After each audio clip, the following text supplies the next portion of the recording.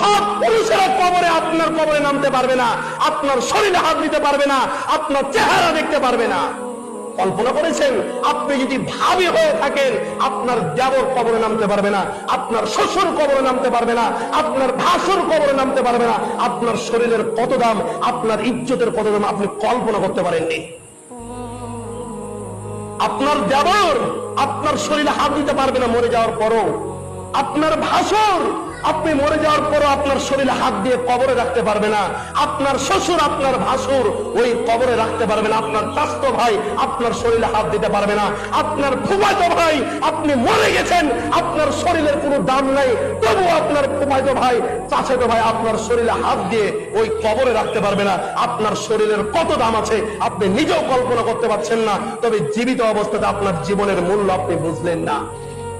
আপনি মরে গেছেন, আপনার মৃত্যু হয়েছে, বডির কোনো দাম নাই, তবু আল্লাহ বিধান দিয়েছে কবরে তার নিজের বাবা নামাবে, কবরে তার নিজের স্বামী নামাবে, কবরে তার নিজের ভাই নামাবে, কবরে তার নিজের মামা নামাবে।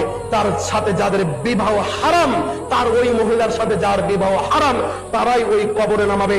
যার ওই মহিলার সাথে যার বিবাহ হালাল সেই ব্যক্তির ওই কবরে নামাতে পারবে না।